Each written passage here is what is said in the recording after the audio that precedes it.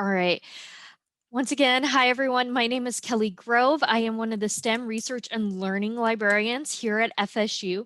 And today we are doing the Exploring the World with Google Earth workshop, part of the GIS for Success series. In the chat, I have links to the document that we will be working off of. I am going to stop my video during this presentation. And one of the very first things, and I'm going to start screen share, we will be working from this document today. It has links to everywhere where I got this content. It has links to the Google Drive for all of the pictures that we will be using today. And you guys are able to use this to help continue on if you choose to use this later. And new share. All right, so we'll go ahead and we will get started today. Let me just get the chat window up for myself, just that way I can see if any chats come in. So first things first, we are going to be working obviously from Google Earth. So you guys can honestly just search Google Earth, or you can go to the website, which is www.googleearth.com/earth. And we're going to go ahead and we're going to jump right in and just by launching this. So we're going to launch Earth. We are using the web browser version. That way no one had to download the Google Earth desktop. But a lot of the things that we're going to be working with today can be used with the desktop application if you so choose. So first things first, this is what's going to come in if this is your very first time coming into Google Earth. What's really nice is I can click on it. I can use my mouse to scroll in, zoom out. I can zoom in with my plus and minus buttons over here. I am quickly going to move us in by clicking our search arrow. I am going to search Florida State University. And as you can see, it pops up as one of our options. And we will now fly to the location of FSU. So one of the things with Google Earth is they really like to show you, like how you can kind of fly in, fly out. We can see that the buildings are 3D. If at any point this, kind of gets tiring watching it spin, especially once you get working, all you have to do is click on the map. It's going to stop spinning. That way you can actually see things. Over on this side, as you can see, we have the little bit of information. This is just simply things that are pulled from Google that they have linked. As you can see, this information, where it's just kind of the general information about FSU, is being pulled from Wikipedia. I'm going to go ahead and exit out of that right now because we don't need to see it at the moment. Now, what I can do is I can drag this map around wherever I like. So it's kind of fun, kind of neat. I can also rotate us, or we can rotate to a true north. So what that means is that when I clicked my little compass down here, it's orienting us in a northern base, which makes it a little bit easier to kind of know exactly where you're going, because I did stop it while it was spinning and we stayed in that orientation. Again, we can zoom in and out using our mouse or the controls down here.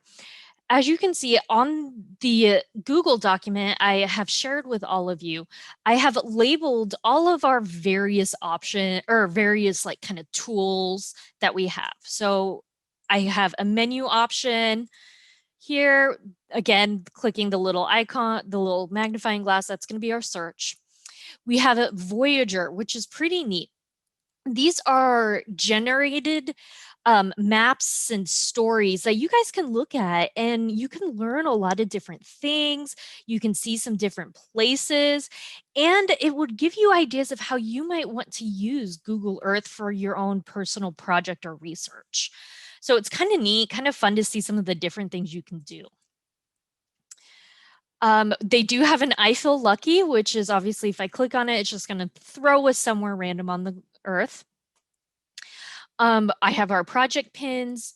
We can change what kind of map style we want. So if I was on here and I clicked clean, what you're going to see is all of our labels have disappeared. Exploration is just kind of labeling some of the roads and places. If we did everything, it's going to show all the roads along with, kind of bus stops. And then you can customize it by choosing, okay, I don't want to be able to see clouds. Let's choose what borders I want to have displayed on my map. You can choose types of transit if you wanted, and so on. For our purposes, we're going to just stick with exploration, keep it simple. That way we can see where we are going. And then there is a measure tool down here, which is kind of looks like a little ruler. So what we're going to do is first get a little familiar with our document, or with the interface. I apologize. So we're going to arrange it that way. We have the Dirac Science Library up here.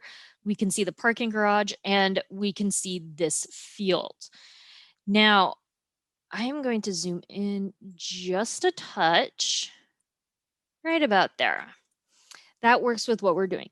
So what we're going to do is we are actually going to play a little bit with our distance measuring. So this can be helpful, especially if you're at locations where you can't get to, or maybe you want to calculate the actual distance that someone may have traveled, for example. I can click our little ruler. And what's great is they orient us as we're up above. So we can see what we're measuring a little bit better.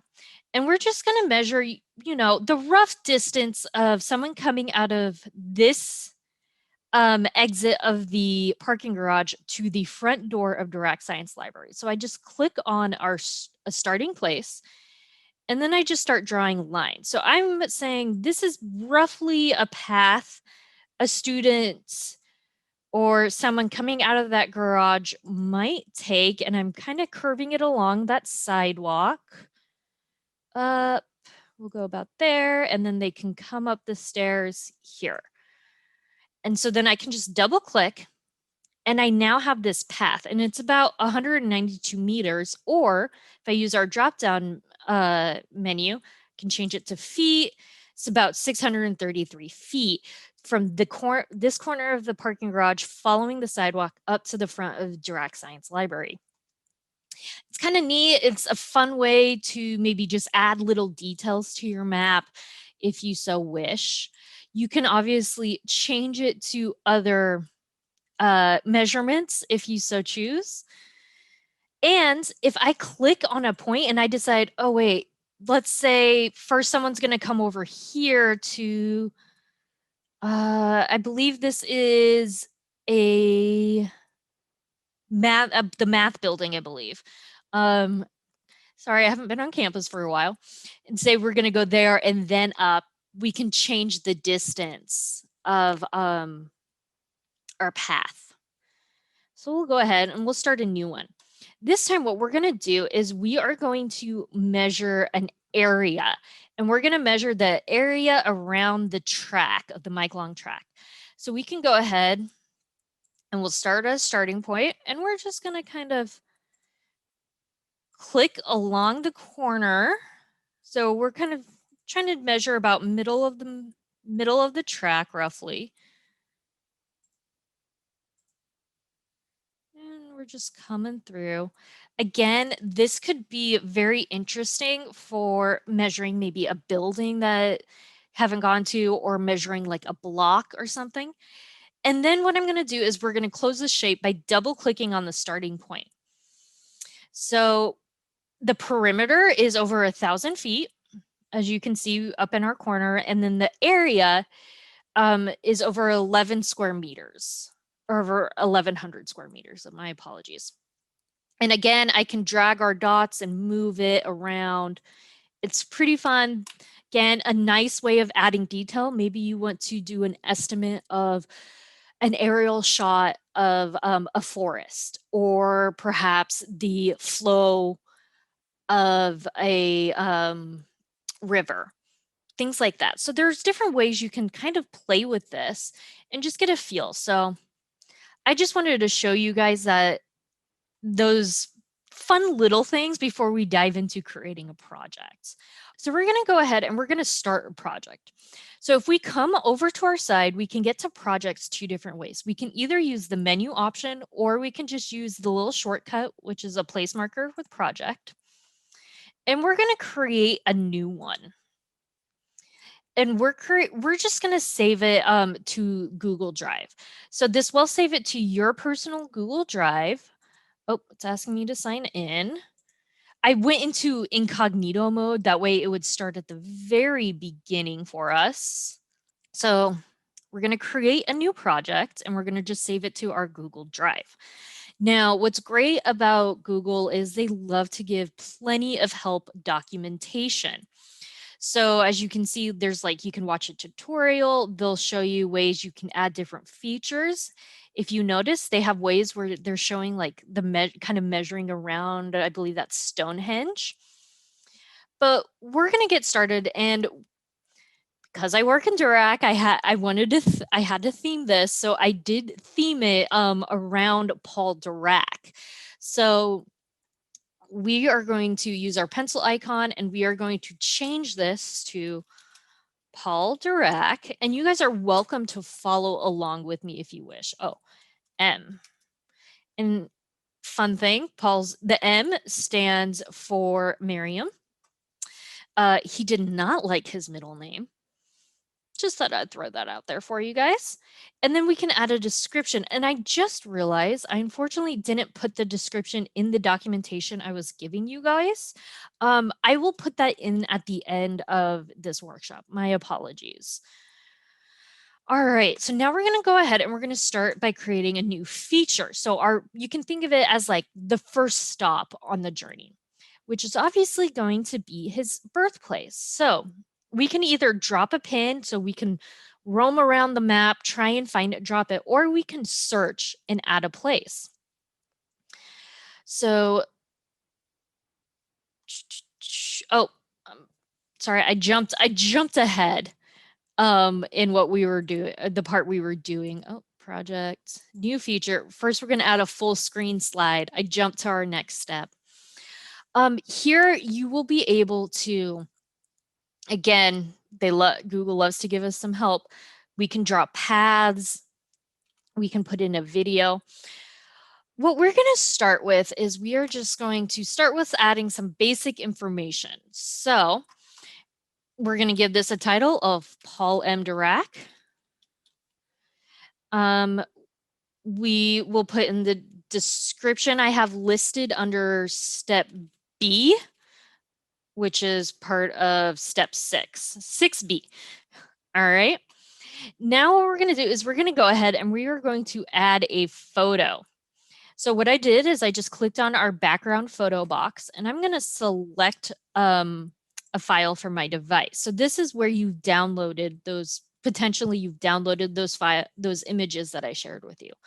I have a few extra in here that haven't made it into the presentation, but we are using the Paul Dirac portrait. It's going to upload. We can give it, kind of a background color if we so want.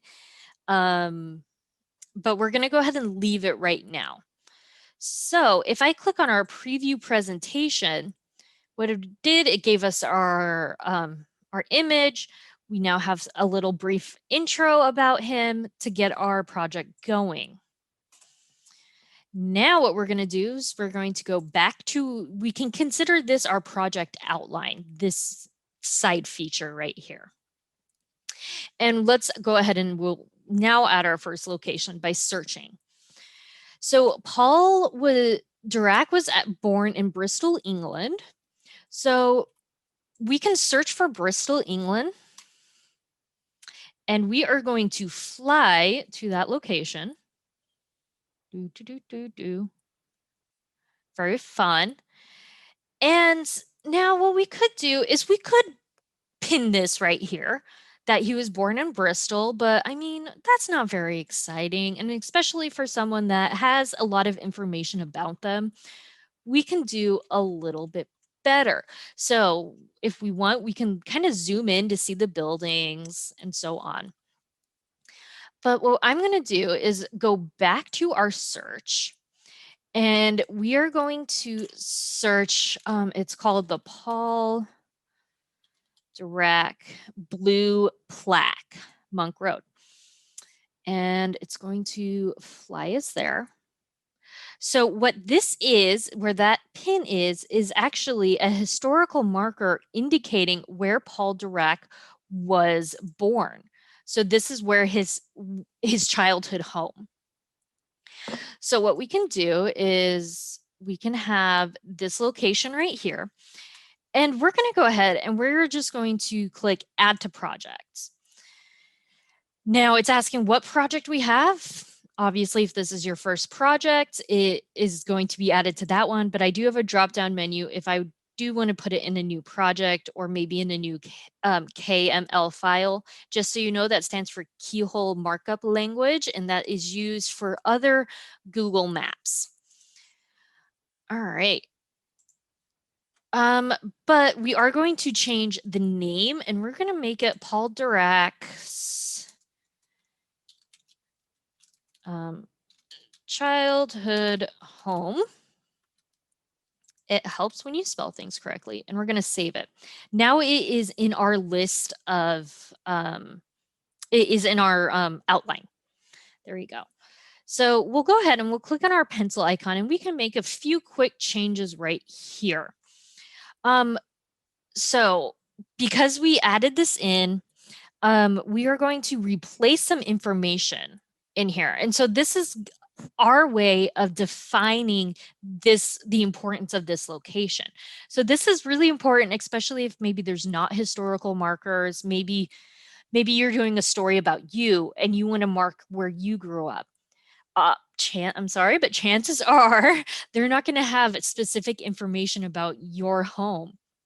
So this is where we can go in and we can add in some information here.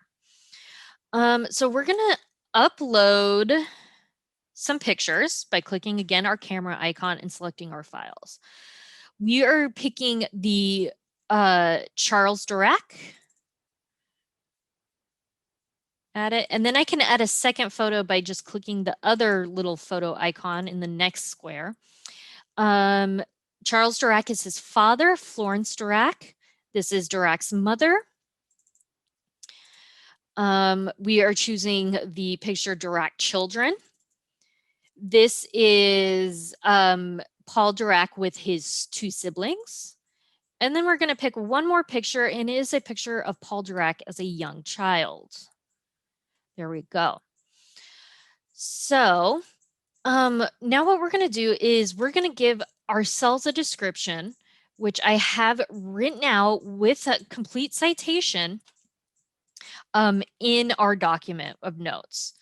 So it's great. If I come down here where it says box info, so small box info was the size of the box that was originally appearing, but say maybe I want a big one. We can go ahead and we'll change it and we'll preview our presentation.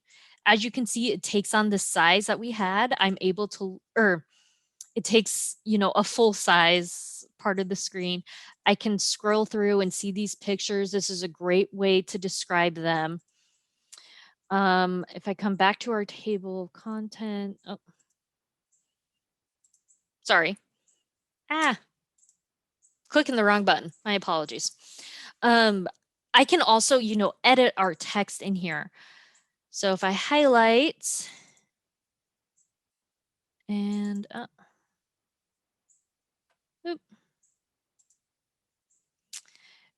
normal text. All right, we're going to leave it like that for right now. I'm going to leave it also as a small box just because I like it when it's a little smaller. And then we can re-preview, and here we go. It's nice. It looks good. I'm able to scroll and I can see those full pictures right here. So it is very helpful. It looks good. But now what we're going to do is we're actually going to take this a step further. Okay, we're going to add another location. to this map. So we're going to go ahead and we're going to click new feature. And this time, instead of search place, we're going to add a place mark. Okay. Now, what we're going to do is we are going to click on our little man down here. This is going to allow us to enter a 3D view of the street. And I am going to do my best along the blue line to drop it right in front of the blue marker that's indicating Paul Dirac's house. And we are zooming in. Now I can move my screen by clicking and dragging. And that blue plaque right there is where we're headed. So we're going to go ahead and kind of orient it. And I'm going to zoom in to where I can see that plaque. So there is the blue plaque. Now what I'm going to do is I'm going to capture this view by clicking it right here. And then we're going to go ahead and we're going to give it a title. And the title I wanted to give is, Paul Dirac Historical Marker. Historical marker. Save. It has now been added into our outline. So we're going to go ahead and we're going to go back one. So to our original place where it's childhood home. And then if I click on historical marker, it's going to zoom us, fly us in to that 3D view where we can see the plaque. So this would be really great ways of adding in, ways of zooming in and out of features. Maybe you want to talk about architecture of a building and you want to show the different pieces of it from different angles and different sides of the building. It's a great way to kind of use it is you can be centralized around that building and then you can zoom in and fly to different areas of the building. It's really neat. I think, or at least I believe it's neat. So we'll go ahead and I'm going to exit out of that. And we're going to go back. That way we're back here. Now we're going to add another stop to our search. And we're going to add in the first university he attended, which is Bristol. So he actually didn't grow up very far that if I wanted to, I could actually like pull it and find it. It's really not that far, but just to be sure, we're going to go ahead and we will search our place. And I'm just going to search University of Bristol.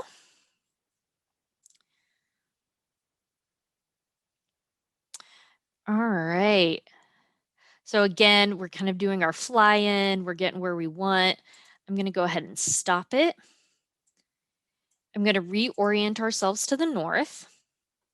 Just because, guys, I like being oriented to the north. And it gives us a very nice view of the engineering building, which happens to be what Dirac originally got his degree in. So we'll go ahead and we will add this to our project. Again, just clicking our add to project. We'll go ahead and leave it as University of Bristol. But we are going to edit it and replace some information here. So we'll go ahead and click our replace. And we are going to add in, again, some photos. We are adding in the Bristol University Engineering Society. And Dirac is actually like the small guy kind of in the middle. He attended at a very young age. And then we are also including the picture of him in his cap and gown. I believe this one was taken for either his master's or his doctorate. I can't remember at the moment. And we will yes, he attended when he was at the age of 16. And I am adding in our description. So it is nice, it's good, but we can take this a step further and notice our pin, it's kind of boring, not super exciting. If I scroll down and I can look, and they have a few different options of different pins that we could change this to.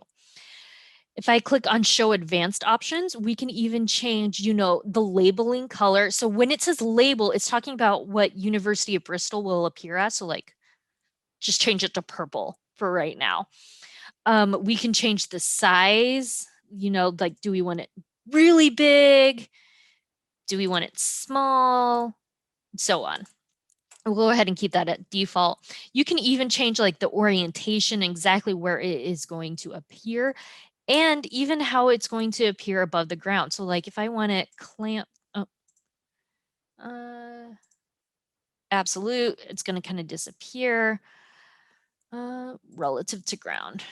Is kind of a good bet to keep on, but you're always able to manipulate this and then just reset to defaults if you wish. Now we're going to change this symbol to a school symbol. But as you can see, a school symbol is not exactly appearing right away as we kind of hover over them and look at the descriptions.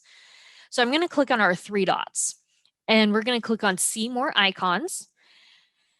They do have them grouped into some categories. So like here's places, but when we start looking, there are a lot of places. And real quickly, I just really want to point this out because I think it is so funny. If you come all the way down to crisis, they have an alien marker, which I just think is hilarious. They also have a monster marker under crisis. And then they also under animals, they have, alien and monster, but they also have ghost. So I just think that's kind of fun. You can make this really entertaining if you so chose. But in our filter, we're going to go ahead and just search for school. Oh, forgot my C. And here's school. This is school for Japan in Japanese, I believe, or at least their symbol. We'll click that. I can click our little drop color and let's make it purple. We'll have it match Bristol, what we have University of Bristol imaged as. So if I preview our presentation, again, we have our nice little place marker. It's highlighted in purple. I have our description and our images. And we are moving right along. So I think we're doing pretty good. But let's go ahead and keep talking because we cannot talk about Paul Dirac and leave out the fact that he was a Nobel Prize winning physicist. So we'll go ahead and we are going to add a new feature, excuse me. Again, we'll search replace. And this time we are actually going to search for the Stockholm Concert Hall. If you guys didn't know this, this is where they do the official award for the Nobel Prize, except for the Peace Prize. So this is where they actually give them the award. So it's this beautiful building.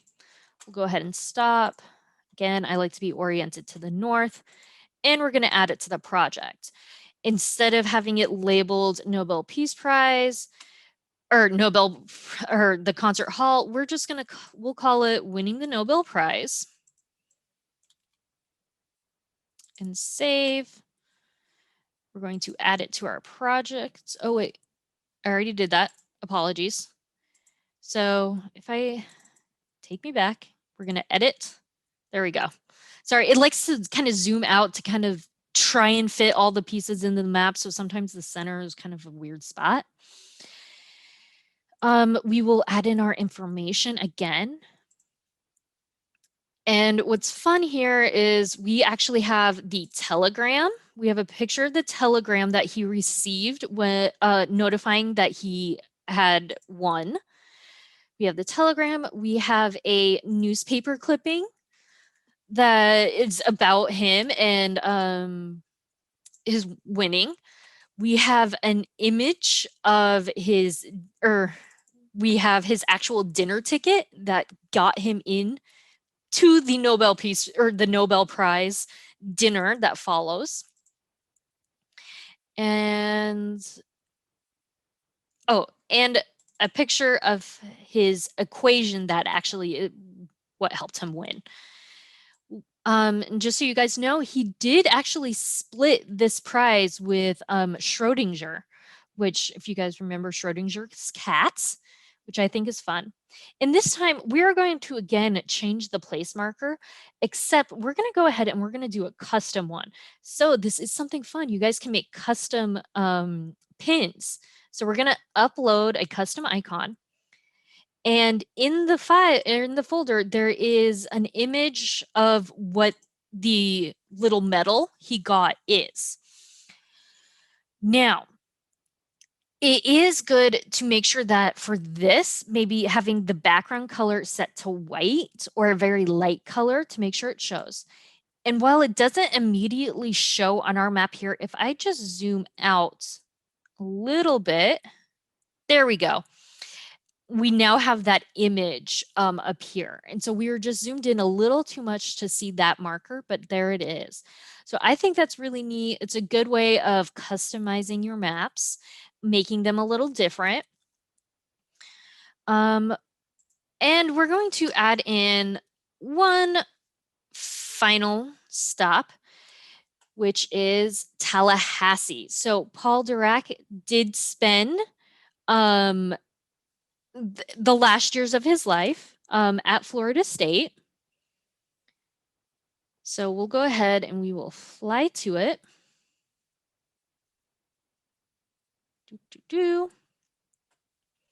We'll add it to our project. Save. We're not going to go through the entire process of editing, but I do always want to make sure we add in our citation. So we have a full screen slide, and I'm going to call this citations. And I'm just going to put in at the very bottom of this document that I provided you guys, I have the citations listed. And we are going to just give it kind of a white background on our custom color for now. All right. Now what we can do is we can preview our presentation. Oh, I previewed the slide. I'm going to go back and we're going to click present and where it says our outline. Why is our picture not coming up? I believe it's just taking a moment to load our images, but what you can see is we're going to zoom in. So that's his home. Here's our information. The images are taking a moment to load. I'm not sure why, and I apologize, but we do have them in there.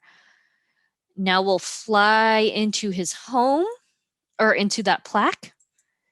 We'll fly back out, and now we're going to go to the University of Bristol. Then we'll fly to Stockholm. Oh, there we go. Now our images are showing up. As you can see right here, there's our telegram, which I think is fun. I really love the dinner ticket idea. I just, you know, these are the winners and yet they still need their own ticket. And then we'll fly across the globe to Florida State, which is fun. And then here is about half the citations. I just copied about half. Now what we can do is we say we're finished. If we're completely done by chance, I can share this now. It's just clicking on the little person icon, and it's going to say, okay, now anyone who views it, this is going to say like who sees it, like who is the owner of this project. We're going to click continue. Now I can send people a direct email to give them access to view or edit, or I can just, you know, just like any other Google Doc, I can change it to the link. So anyone with our link, I can make them a viewer or an editor if this is a group project. Done. And now I would be able to share this with whoever I like. If you guys ever wanted to draw a line, draw something, you can even add in paths. So I know that's not something I have in the in our notes, but this is a great way, like if you want to show the path that someone is taking, you can draw that. and then give it a label and add it to a project. So I think this is really neat. It's a fun tool that we can use, and we can do a lot of different things. Now, we have plenty of time. Are there questions? I will even turn my camera back on so you guys can see me and I can kind of see you guys. Are there any questions?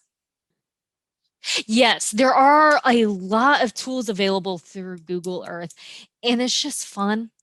It's kind of fun, like going into the 3D view or just kind of exploring. So I'm glad you're seeing that. And like I said, it kind of a different way to tell a story. Um, okay, why you guys are just I'm really appreciate all this wonderful feedback you guys are giving me right now. And I will also go ahead and stop the recording as well.